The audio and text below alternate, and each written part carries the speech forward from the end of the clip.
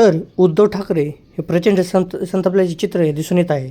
उद्धव ठाकरे यांनी देवेंद्र फडणवीस व एकनाथ शिंदे यांना प्रचंड धुतल्याचे चित्र हे दिसत आहेत.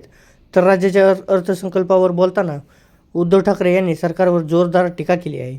त्यांच्या मते हा अर्थसंकल्प सामान्य जनता, शेतकरी आणि कामगार यांना दिलासा देणारा नसून फक्त मोठमोठ्या घोषणा करणार आहे.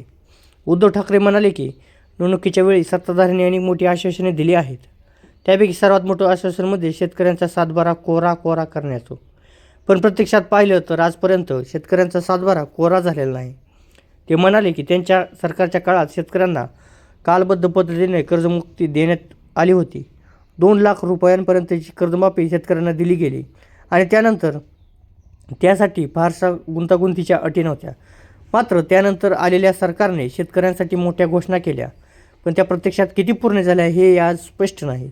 त्यांनी सांगितलं की कोरोना काळात नियमित कर्जफेड करणाऱ्या शेतकऱ्यांना 50,000 रुपये प्रोत्साहनपर रक्कम देण्याची योजना सुरू केली होती. पण सरकार बदलल्यानंतर या योजनेचाही फटका बसला. उद्धव ठाकरे पुढे म्हणाले की अर्थसंकल्पावर टीका करताना असेही म्हटले की यात सामान्य लोकांसाठी फारसं काय नाही. शेतकरी, कामगार, मध्यमवर्गीय आणि नोकरी शोधणाऱ्या तरुणांसाठी ठोस योजना दिसत नाहीत. मात्र मोठमोठे महामार्ग, रिंग रोड आणि इतर प्रकल्पांसाठी तपशीलवार योजना दिल्या आहेत. उद्धव ठाकरे त्यांच्या मते हा अर्थसंकल्प म्हणजे विकासाचं मृगजळ दाखवणार आहे. म्हणजे कागदावर विकासाचे मोठे चित्र दाखवले जात आहे, पण सामान्य माणसाच्या आयुष्यात त्याचा किती फायदा होणार आहे हे स्पष्ट नाही. उद्धव ठाकरे यांनी राज्याच्या आर्थिक परिस्थितीवरही प्रश्न उपस्थित केले आहेत. पुढे ते म्हणाले की महाराष्ट्रावर आधीच मोठ्या प्रमाणात कर्ज आहे आणि तरीही नवीन योजना जाहीर केल्या जात आहेत. त्यांच्या मते हा अर्थसंकल्प म्हणजे कर्ज काढून सण साजरा करण्यासारखा आहे. सरकारने वारंवार 2047 या वर्षाचा उल्लेख केला आहे, पण उद्धव ठाकरे म्हणाले की आजच्या शेतकऱ्याला आणि मध्यमवर्गीय नागरिकाला आता काय कळणार. 2047 पर्यंतच्या स्वप्नांपेक्षा आजच्या अडचणी सोडवणे आवश्यक आहे. पर्यावरणाच्या मुद्द्यावरही त्यांनी सरकारवर टीका केली. एका बाजूला मोठ्या प्रमाणात वृक्षतोड केली जाते आणि दुसऱ्या बाजूला 300 कोटी झाडे लावण्याची घोषणा केली जाते. त्यांनी प्रश्न उपस्थित केला की एवढ्या झाडांसाठी जमीन कुठे आहे, त्यासाठी आरक्षण कुठे आहे आणि त्या झाडांची देखभाल कशी होणार. तर गावांमध्ये काँक्रीटचे रस्ते करण्याच्या योजनेवर बोलताना त्यांनी असा आरोप केला की या सगळ्या योजनांमधून काही मोजक्या कंत्राटदारांना फायदा होणार आहे. त्यांच्या मते हा अर्थसंकल्प सर्वसामान्य लोकांसाठी नसून कंत्राटदार आणि मोठ्या कंपन्यांसाठी आहे.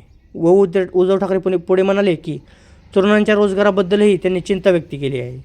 शिक्षण पूर्ण करून बाहेर पडणाऱ्या तरुणांसाठी उद्योग आणि रोजगार निर्माण करण्याबाबत या अर्थसंकल्पात ठोस योजना दिसत नाहीत असे त्यांनी सांगितले. शेतकऱ्यांच्या परिस्थितीबद्दल बोलताना त्यांनी सांगितले की आजही महाराष्ट्रातील अनेक भागात शेतकरी आत्महत्या करत आहेत.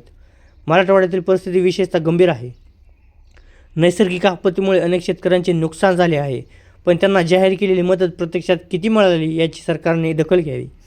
त्यांनी असा सवालही केला आहे की ज्या शेतकऱ्यांची जमीन वाहून गेली त्यांना 3 लाख रुपयांपर्यंत मदत देण्याचे जाहीर केलं होतं. ती मदत प्रत्यक्षात किती लोकांना मिळाली असे प्रश्न उद्धव ठाकरे यांनी त्यांना विचारले आहे. उद्धव ठाकरे म्हणाले की जर आधीच्या आपत्तीमधील मदतच पूर्णपणे पोचली नसेल तर नवीन कर्जमाफीच्या घोषणेवर शेतकऱ्यांनी कसा विश्वास ठेवायचा. त्यांनी मुंबई गोवा महामार्गाचा मुद्दाही उपस्थित केला. पुढे काम पूर्ण होईपर्यंत टोल वसूल केला जात असल्याचं त्यांनी आरोप केला आणि हा प्रकार जनतेसाठी अन्यायकारक असल्याचं सांगितलं. शेवटी त्यांनी असे म्हटले की राज्यातील जनता आता सगळं बारकाईने पाहत आहे.